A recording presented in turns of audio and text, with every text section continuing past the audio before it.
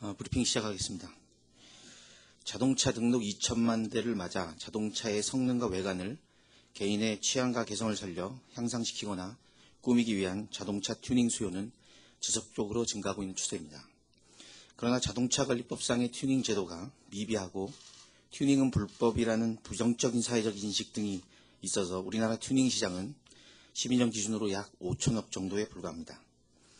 미국, 독일, 일본 등 주요 선진국에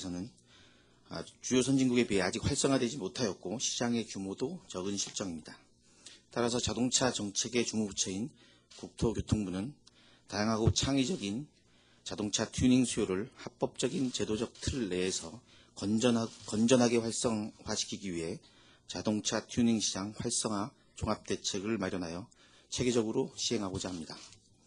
이번 종합대책은 새로운 경제 패러다임으로 제시된 창조경제의 일환이며 특히 중소자동차 부품 및 정비업체를 중심으로 양질의 새로운 일자리를 창출할 수 있을 것으로 기대하고 있습니다.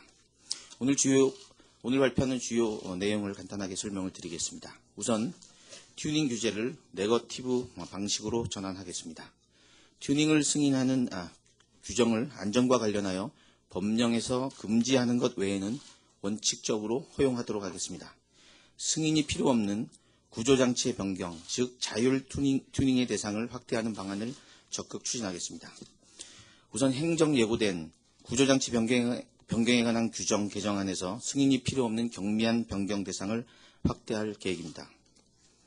지금까지 자동차 구조는 경미한 변경 대상이 없었으나 화물차의 바람막이 또는 포장탑을 추가하고 자동차의 장치 중에서 배년 화물자동차의 적재장치 창유리와 적재장치 내 추가 적재함을 추가하고 특히 등화장치는 자동차 제작자가 자기 인증한 부품만 승인 없이 가능하던 것을 자동차 부품으로 자기 인증된 부분까지 폭넓게 인정하면서 번호등도 추가로 포함시킬 계획입니다.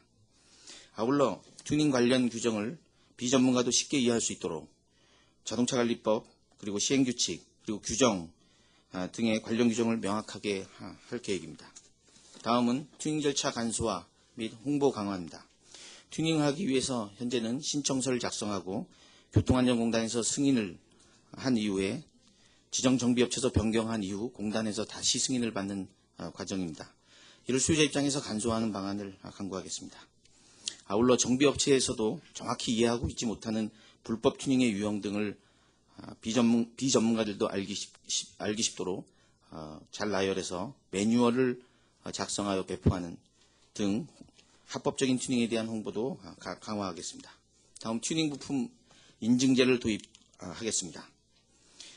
튜닝 소비자들이 많이 사용하고 있는 튜닝 부품에 대해서 안전성을 강화하고 소비자 신뢰도를 제고하기 위해 민간 인증 제도를 도입하겠습니다. 튜닝 부품 인증 기준 및 성능 평가 기술 개발을 위해 R&D 과제를 금년 4월에 이미 착수한 바 있습니다. 한편 자동차 안전 및 운행 환경에 영향이 큰 중요 부품은 리콜이 가능한 자기 부품 자기 인증 대상으로 관리해 나가겠습니다. 네 번째 사항입니다. 튜닝에 대한 부정적 인식을 개선하기 위해 건전한 튜닝 문화의 장착이 매우 중요한 때입니다. 튜닝 업체 권익 보호는 물론 건전한 튜닝을 계도하기 위해서 자동차 튜닝 협회를 설립하고 튜닝 수요자에게 합리적인 기준과 인증 부품으로 튜닝 작업을 시행하는 모범 정비 업체를 매년 선정하며 튜닝카 경진대회 등 정례 행사도 개최할 계획입니다. 한편 엔진 등 성능 향상을 위한 튜닝 작업 후 사고 발생 시 자동차 보험으로 보상될 수 있도록 튜닝 관련 보험 상품도 손보업계와 협의하여 개발해 나가겠습니다. 그러나 자동차 안전 운행에 지장을 주고 있는 불법 튜닝에 대해서는 지속적인 단속을 해 나가겠습니다. 다섯 번째입니다. 제작사 튜닝을 활성화하겠습니다. 자동차 제작사가 제작 단계부터 다양한 색채와 장치로 튜닝된 모델을 개발할 수 있도록 R&D를 지원할 계획입니다. 또한 특수한 장치를 설치하는 특장차의 제작 활성화를 위해 미완성 자동차에 대해서도 단계별로 자기 인증 제도를 도입하는 방안도 적극 추진해 나가겠습니다. 이번 계획이 체계적으로 시행될 경우 2012년 약 5천억 종사자 10,000명 이 정도의 튜닝 시장의 규모가 2020년경에 약 매출액 4조 원, 그리고 종사자 4만 명 정도로 성장할 것으로 예상되고 있습니다. 또한 튜닝 시장 활성화를 위한 제도 개선 과정에서 국무총리실, 산업자원부 등 관계부처와 긴밀하게 협의해 나갈 계획입니다. 감사합니다. 예, 지금부터 질의응답이 있겠습니다. 질의가 있으신 분은 소속과 설명을 말씀해 주시기 바랍니다.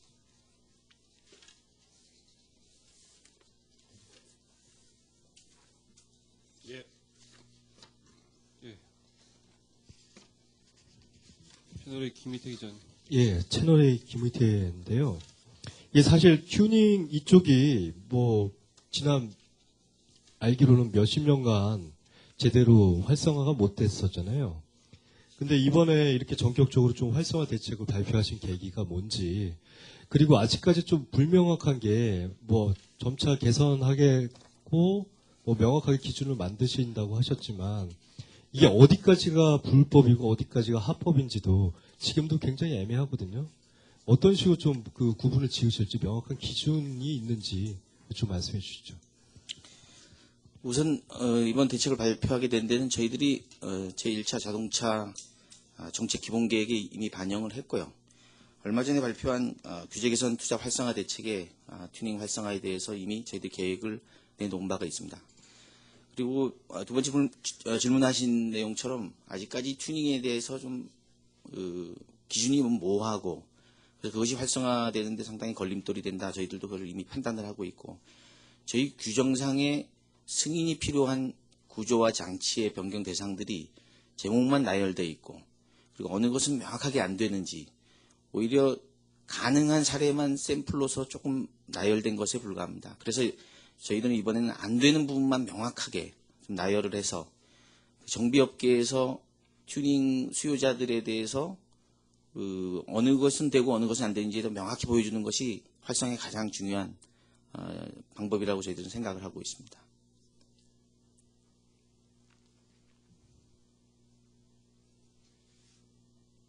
예, 추가 질의 있으십니까?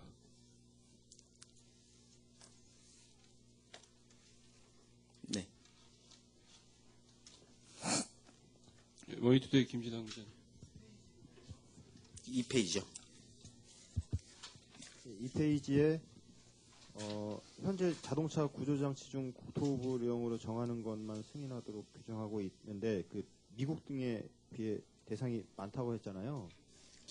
미국하고 정확한 숫자를 좀 얘기해 주시죠. 2페이지에 어느 내용 말씀하시는 거죠?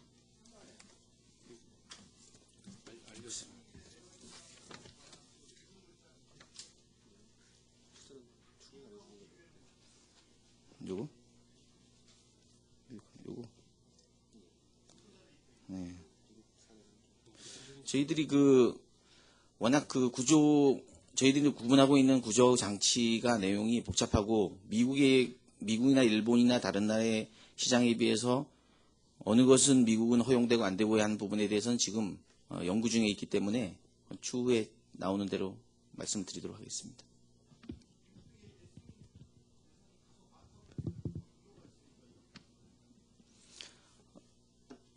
근거는 있습니다. 있는데 지금 브리핑 자료에 너무 복잡해가지고 저희들이 제시를 지금 추후에 끝나고 저희들이 드리도록 하겠습니다.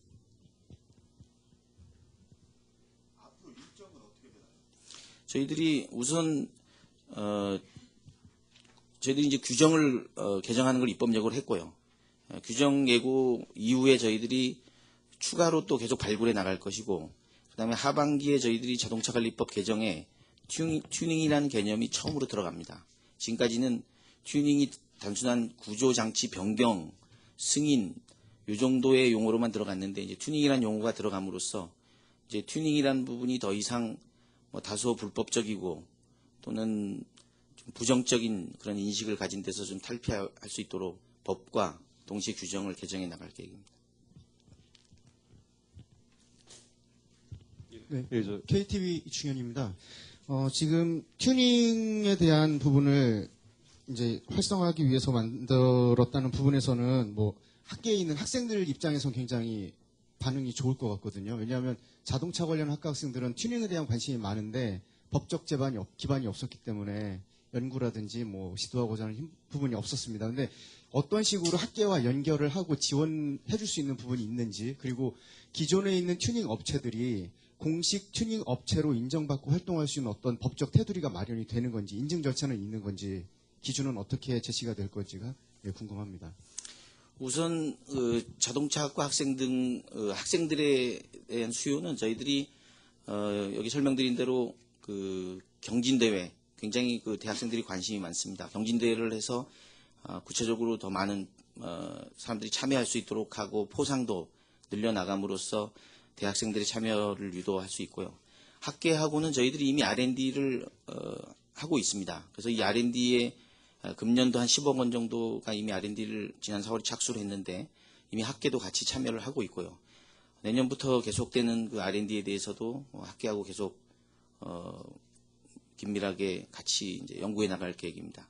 동시에 저희들이 가장 중요한 대책은 저희들이 인증제를 실시함으로써 지금은 모든 어느 부품이 허용이 될 수 있는지, 그리고 이것이 안전한지 이런 부분에 대한 궁금증도 많고, 그래서 이런 부분이 활성화되지 않는 가장 큰 걸림돌이라고 보고 있기 때문에 인증제를 통해 가지고 안전한 부품이 무엇인지, 그리고 정확한 사례를 제시함으로써 이것은 승인을 받지 않고도 부착 가능한지 그런 것을 저희들이 알려줄 수 있을 것 같습니다.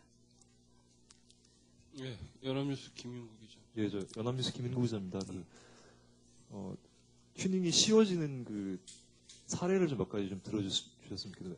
일반인들이 흔히 좀 지금은 불법이라서 하지 합법은 아닌데 좀 아름으로 많이 하고 있거나 아니면 좀 할 필요성이 대표적으로 많은데 제일 많이 하는 튜닝은 현재는 뭐 드레스업 튜닝이라고 해가지고 소음기를 이제 바꾸는데, 소음기를 바꾸는 게 이것이 합법인지 아닌지, 단순히 소음 규제만 하는지 이런 부분에 대해서 명확하지 않았고요. 그다음에 서스펜션, 우리 쇼크를 업소빙하는 그런 서스펜션 장치도 많이 하고요.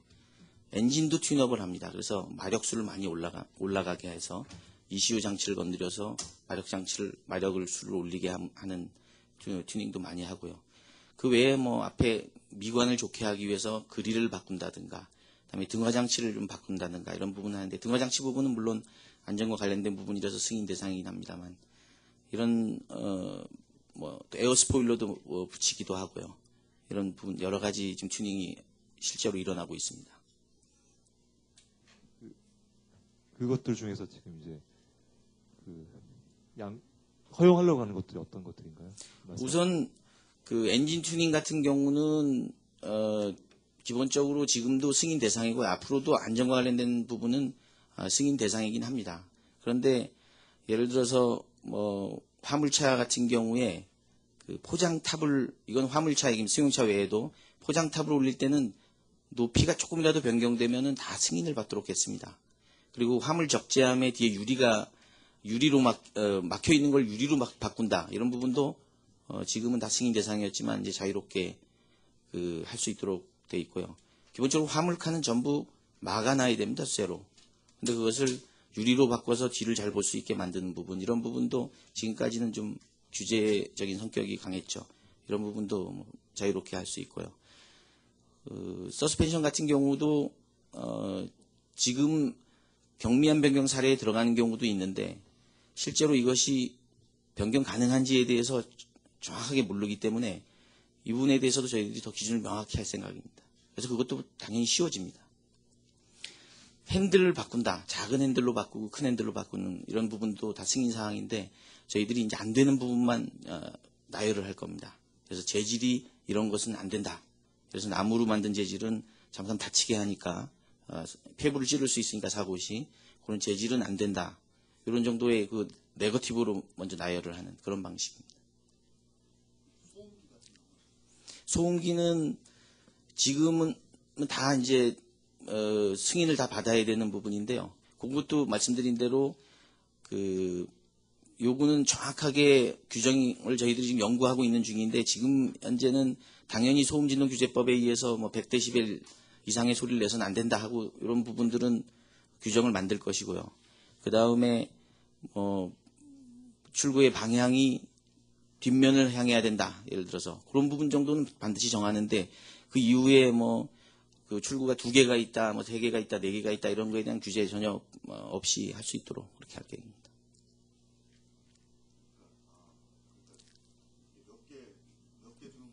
그런 거는 뭐 이제 다 자유롭게 할 수 있습니다.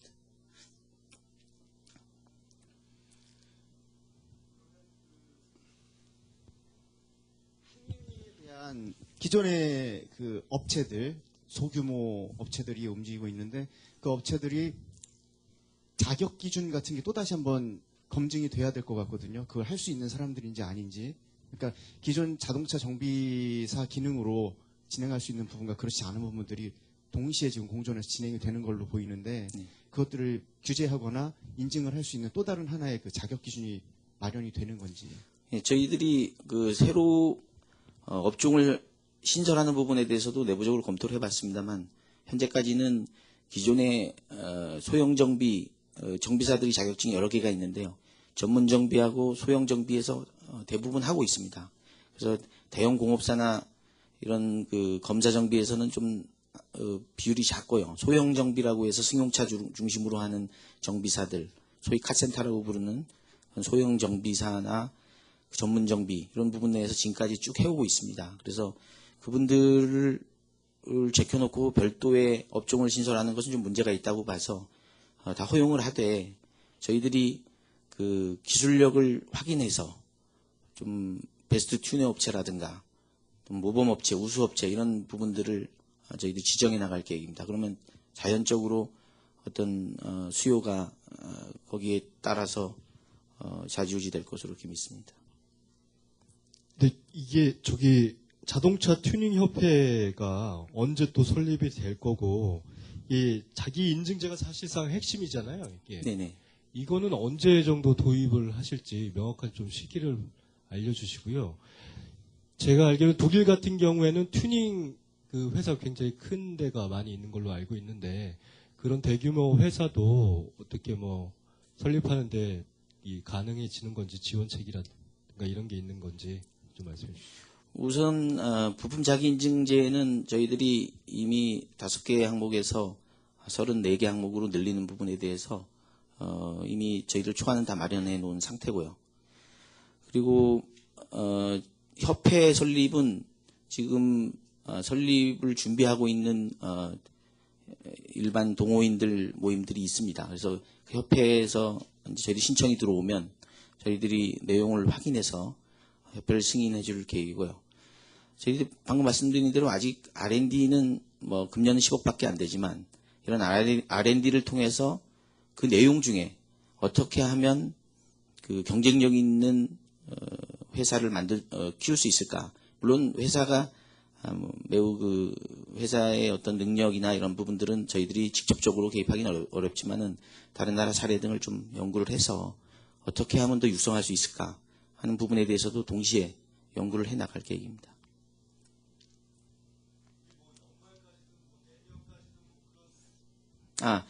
관련 규정은 저희들이 금년 내로 다 고칠 거고요. 그 구조 변경에 관한 그 규정은 이미 입법 예고 중이라고 말씀을 이미 드렸고요. 지금 현재 규제 심사 중에 있으니까 그건 뭐 하반기에는 바로 될 것으로 믿고요. 법 개정도 동시에 하반기에, 협회 설립도 하반기에 다 될 것으로 보고 있습니다. 질의가 좀 많으신데요. 이상으로 단상에서의 공식 질의를 마치시고 개별적인 인터뷰라든가 질의에 대해서는 단하에서 받도록 하겠습니다. 네, 감사합니다. 감사합니다.